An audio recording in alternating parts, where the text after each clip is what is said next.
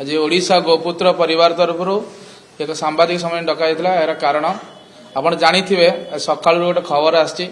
कि गो माफिया घरे ओडिशा सरकार केउंझर पुलिस एसपी तत्वावधान गोटे कंसेई घर रेड चलछि जहाँ 70 कोटी टंकार 70 लाख टंकार अधिक टंका जबत होइछि कैश अनेक जिनस जबत होइछि सुना ग्रहण कोटी कोटी टंकार सुना ग्रहण रेड कर सांबादिक सम्मेलन ओडिशा गोपुत्र परिवार तरफ आपण जानिथिबे ओडिशा गोपुत्र परिवार पाखापाखि 1.5 मास तले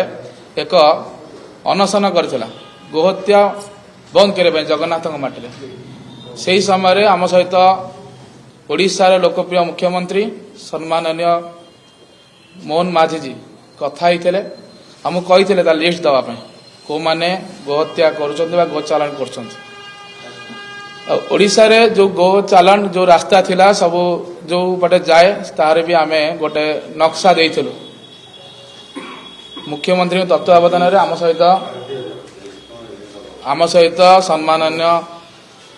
आईन मंत्री पृथ्वीराज हरिचंदन आम सहित पृथ्वीराज हरिचंदन आलोचना करते आप जानी समस्त आमे किसी कंसेई मान ना देइथिलु जो माने गोमाता चालान रे मुख्य थिले बा मुख्य अपराधी बा गो माफिया ओडिशा चर्चित तेरा ता भितर 2 जन घर रेड होइछि राजन खान आ गोटे राजन खान घरे रेड होइछि आप जानी मु आमर ओडिशा गोपुत्र परिवार बड़ भाई पिलु भाई भूपेश कुमार नायक पिलु भाई को कहूँ रखु गोहत्या निरोधन और संरक्षण बिल 2024 को पारित करने आम दीर्घ 1 वर्ष तले पूर्व जो सरकार आसिले से समय आम गोटे बिल तैयारी करूँ गोहत्या निरोधन और संरक्षण बिल 2024 बोले तो ताकू आम से प्राइवेट बिल हिसाब से नीलगिरी विधायक संतोष कटुआ को आ चौदर विधायक शोभिक विषय को देथिलु से प्राइवेट बिल आकार पेश करते से बिल आलोचना अधार रही तेनालीराम आम से बिल को जेहेतु विलंबित हो गला वर्षा खंड विलंब आम से धारणा बसलु तो 26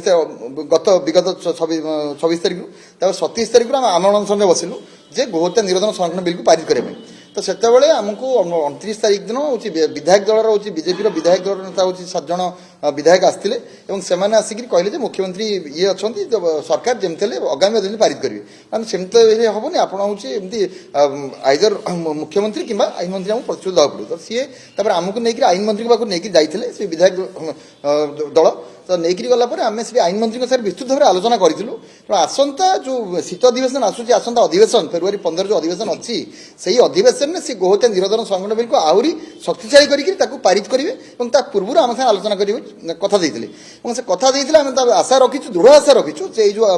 गोहत्या निरोधन संरक्षण बिल पारित करेंगे संपूर्णतः गोहत्या को चालान को पूर्णतः ओडिशा बंद करेंगे ये जो पदक्षेप स्वरूप ये जो शेख राजन को जो ये कराई घर पर चढ़ऊ होता धन्यवाद दूसरे मुख्यमंत्री को आईन मंत्री को सरकार को जेहेतु एत बड़ गोटे सी माने गो माफिया था घर पर प्राय चढ़ऊ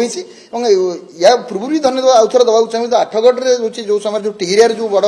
हाड़र जो गोमाता हाड़र जो पहाड़ जो धरा होता यही सरकार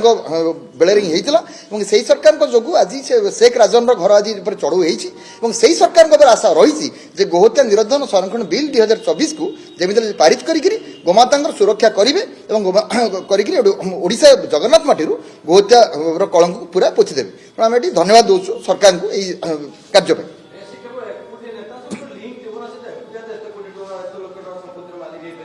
यही जो यहाँ कहले ठीक जो शेख राजन मुझे कहि बैंक कथा जो आप आठगढ़ जो टिगिरिया जो होता ताधीर तो ये जो ये विजेडी राजा स्वाई तो राजा स्वाई तो पूरा ताधीर संप्रद होते राजा स्वाई जो सब जिन प्रमाणी मिल जाइए किसी पदक्षेप निना मुझे ये से जो माने आठगढ़ जो विधायक अच्छा कार्यानुष्ठान निया दरकार निहती एवं या धीरे जो भी पॉलिटिकल ये अच्छी लिंक अच्छी समस्त जमी सरकार काढ़ी मोर आशा अच्छी कारण ये जो ये देखो ये जो राजन शेख राजन जो अच्छी तार जो माने बेपार जो गुरु बेपार जो अच्छी रैकेट से रैकेटा दीर्घ 30 वर्ष आजिका बेपार कर 25-30 वर्ष है बेपार कर बहुत सरकार आसर बर्तमान यही सरकार बेले धरा हो यहाँ बुझे सरकार मैंने साधुवाद देवाक चाहूँ जो विगत दिन में 30 वर्ष बेपार कर आसूला धरा पड़ ना ये सरकार धरा पड़ा ଯେମିତି ଆଠଗଡ଼ର ତିଗିରିଆ କଥା ଗୋମାତାଙ୍କ ହାଡ଼ର ପାହାଡ଼ ହେଇଛି ବିଗତ ସରକାରମାନଙ୍କ ସମୟରେ ହେଇନଥିଲା ତ ଏଇ ସରକାର ସମୟରେ ଧରା ହେଲା ତେଣୁ ସେଇଥିପାଇଁ ଆମେ ସରକାରକୁ ଧନ୍ୟବାଦ ଦେଉଛୁ ଯେ ଏଇ ଯେଉଁ ଇଏ ଆସନ୍ତା ବିଲ୍ ଅଛି ଗୋହତ୍ୟା ନିରୋଧନ ସଂରକ୍ଷଣ ବିଲ୍କୁ ଯେମିତି ହେଲେ ସେମାନେ ପାରିତ କରିବେ ବୋଲି ଆମର ଦୃଢ଼ ଆଶା ଅଛି ତେଣୁ ଯାହା ବି ଯେଉଁ ପଲିଟିକାଲ ମାନେ ଅଛି ଇଏ ଅଛି ଆମର ରାକେଟ୍ ଅଛି ତା ଦେହରେ ଏବଂ ଯେଉଁମାନେ ବି ଦୋଷୀ ଅଛନ୍ତି ସମସ୍ତଙ୍କୁ ଯେମିତି ହେଲେ ସରକାର ପଦାକୁ ଆଣିବ ଏବଂ ସମସ୍ତଙ୍କୁ ଆରେଷ୍ଟ କରିବ ବୋଲି